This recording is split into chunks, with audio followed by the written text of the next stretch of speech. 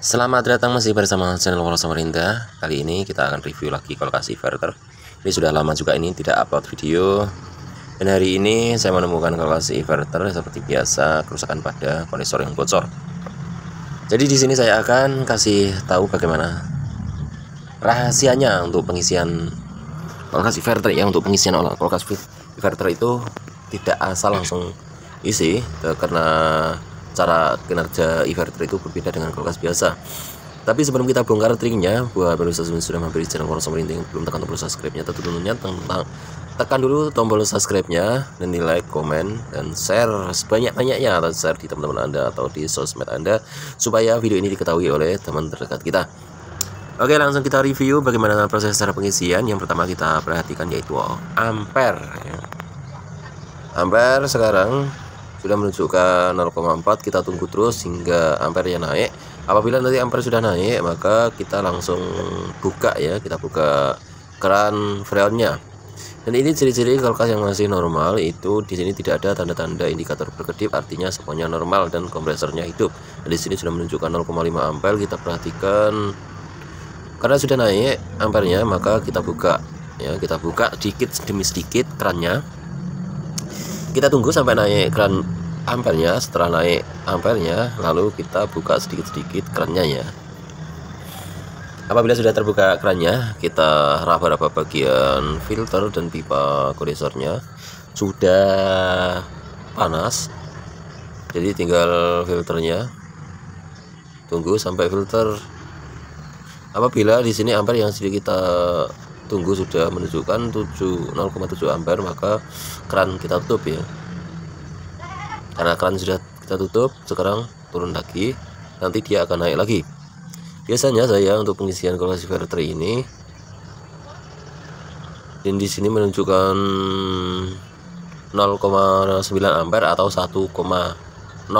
Ini biasanya sering saya gunakan untuk pengisian kulkas inverter. Jadi yang kita perhatikan yaitu ampernya, bukan PSI-nya ya. Kalau PSI biasanya saya mengisi ini biasanya di bawah 0, dan ini tadi nanti nggak tahu berapa PSI, atau di bawah 0 PSI atau 0 PSI atau 0 PSI naik sedikit. Nanti kita usahakan 0 PSI ya. Misalnya 0 PSI itu kompresornya aman.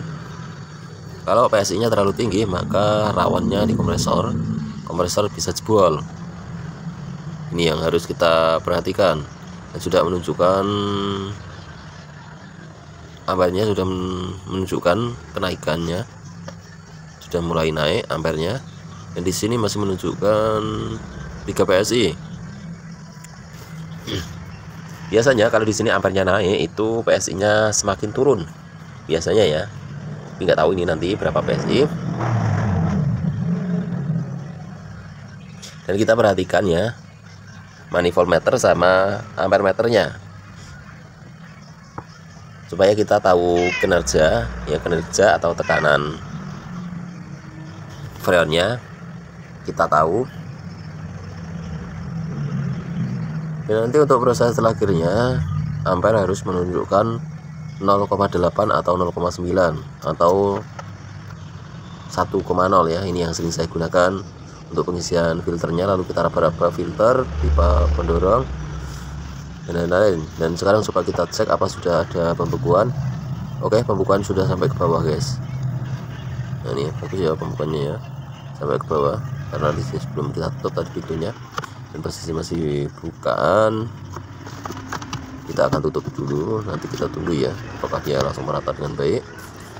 Dan kita perhatikan lagi ampere ya, ampernya ini harus naik ya, naik sedikit, naik hingga, nah di sini sudah menunjukkan 0,8 ya. Artinya pengisian di sini sudah bagus, karena di sini menunjukkan 5 PSI ya. 5 PSI seharusnya kita kurangi ya, karena di sini masih 0,8, maka saya tidak mengurangi PSI-nya. Dan bagaimana untuk menunggu ampernya? Kira-kira kita tunggu berapa menit atau berapa detik? Biasanya proses penungguan itu 10 menit guys ya. 10 menit kompresor baru laju atau kencang, dan di sini sudah merasakan hangat bagian filternya. Harusnya sudah kita stop proses pengisian, karena di sini sudah hangat banget filternya. Proses pengisiannya kita tetap ya, karena di sini menunjukkan manifold meternya menunjukkan tinggi ya angkanya. Biasanya kalau saya menuju ampere meternya di sini naik, maka saya akan buang biasanya freonnya ya, buang lalu kita isi kembali. Ini sudah hangat meternya.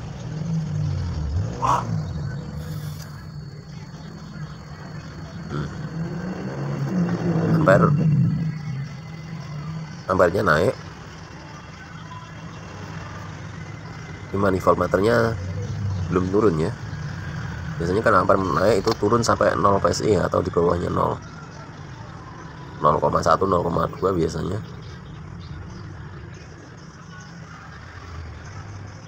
Jadi untuk pengisian ini harus kita perhatikan ya. Nah, karena ini kita tambah sedikit langsung error ya. Kalau sudah error seperti ini, kita buang aja guys, kita buang aja, nanti kita isi ulang ya. Jadi langsung kita buang aja ini anunya, freonnya. Kita cabut dulu listriknya, kita cabut biar normal dulu. Ini menunjukkan error karena kita tambahi, tadi sudah pas betulannya. Ini ya, kalau sudah kita cabut ampernya akan ampernya, manifold meternya menunjukkan 8 PSI, 8 PSI, 80 PSI. Ini mau kita buang semuanya, dan nanti setelah kita buang, dan saya curiga freonnya masih bercampur angin, jadi kita buang saja. Kita akan bagi stop kontak dulu. Stop kontaknya di situ meleleh, jadi kita bagi dulu. Dan sekarang sudah proses pengisian kembali ya, dan kita pasang kembali. Dan ini posisi sudah kita colok ya, langsung kita colok di stop kontak dinding, dan kita tunggu sampai kompresor bunyi. Dan berapa menit kompresor akan bunyi? Biasanya sekitar berapa menit ya, mungkin sekitar 3 menit ya, 3 menit baru hidup, 3 menit hingga 4 menit hingga 7 menit baru hidup kompresornya. Saya nggak ngitung juga berapa menit dia hidup. Dan sekarang proses pengisian yang kedua kali. Yang pertama kali tadi kita buang, dan sekarang proses pengisian yang kedua kalinya ya, apakah dia mau turun atau tetap seperti awal. Misalnya tetap ya enggak apa-apa. Yang penting di sini yang kita perhatikan adalah ampere meternya. Ampere meternya harus menunjukkan 0,7 mungkin bisa ya, 0,8. Ini yang sering saya gunakan 0,8, 0,9 atau 1,0. Ini yang sering kita gunakan. Misalnya 0,1 gimana? Ya 0,1 bisa ya. Maksudnya 1 ya, 1,2 atau 1,1 bisa.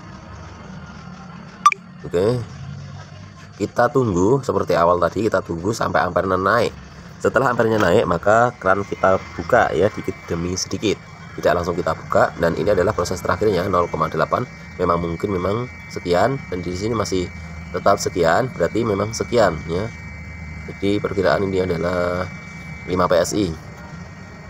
Udahlah, karena di sini yang penting ampernya yang kita perhatikan, dan di sini sudah mulai panas bagian filternya.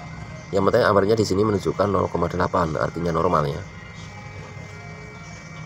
Kalau sudah seperti ini, ya sudahlah, mungkin sampai di sini dulu videonya, karena di sini sudah selesai proses pengisiannya. Jadi langsung kita tutup saja.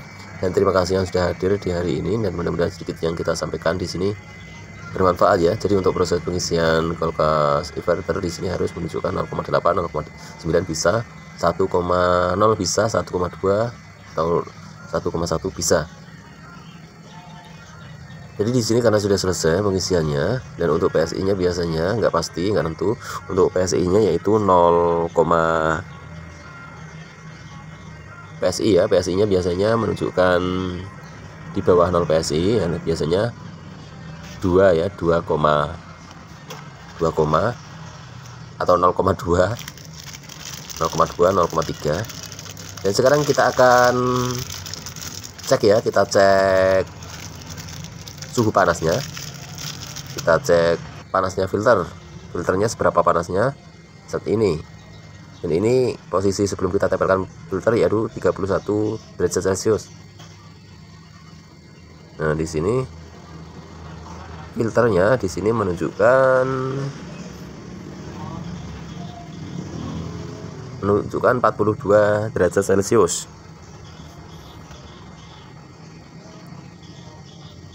Ini filternya ya, panasnya sekian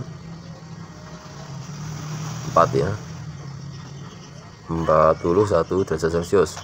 Nah ya, dan selanjutnya saya akan cek panasnya kondensor ada berapa derajat Celcius di sini.